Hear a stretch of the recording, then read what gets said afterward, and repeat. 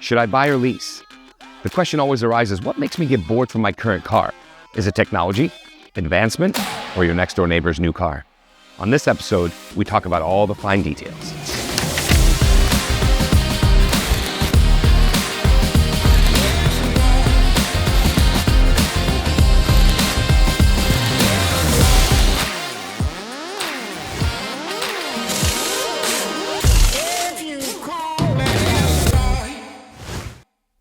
Should I buy or should I lease my car? That's always an interesting question because we all know leasing, in essence, is considered borrowing. I'm just renting it for a little bit and then I'm returning it back. There's a fine line between buying and leasing. When you buy, you're called a keeper of cars. Audit where you are. Okay, in the last 10 years, how many cars have we had as a family?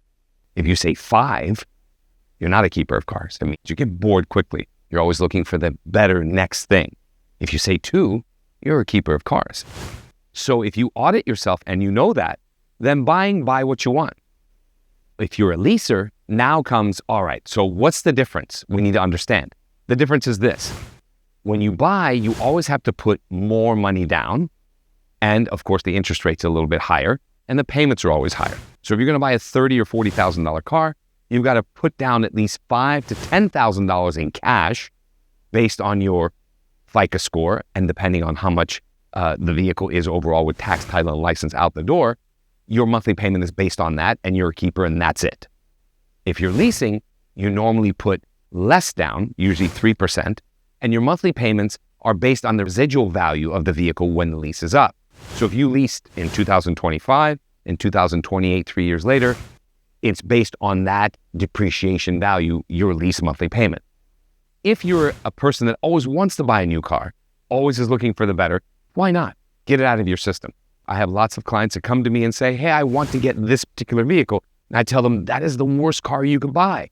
But if you want to get it out of your system, lease it. That way you turn it in and you got it out of your system and you're happy and everything's all good. The other good side of leasing is this, that usually when the vehicle leases up, the term is up, you can say, you know what? I like this car.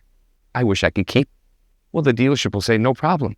We'll just tear up your contract, lease contract that is, and we'll just start a new contract and you can buy it at its current value. So now you've let the depreciation go away and you're buying it at that base value for that year. And now you keep it and it's yours. That is the difference between leasing and buying. If you lease, you have to understand that if you get into a car accident and the vehicle's totaled, you are going to owe the difference on that loan. If you own it and that happens, it's the same thing. However, you're keeping the car because it's being fixed. On a lease, it gets turned back in and it goes on Carfax as an accident and the dealership says, okay, we're going to take it back. Would you like to start over? So make sure that the first thing you understand before you decide to buy or lease, am I a keeper of cars? If you say on average between 10 and 15 years, you had 5 or more cars, you should be leasing. If you say, no, I've had 2 in the last 10 or 15 years, you're a keeper of cars, then you should buy.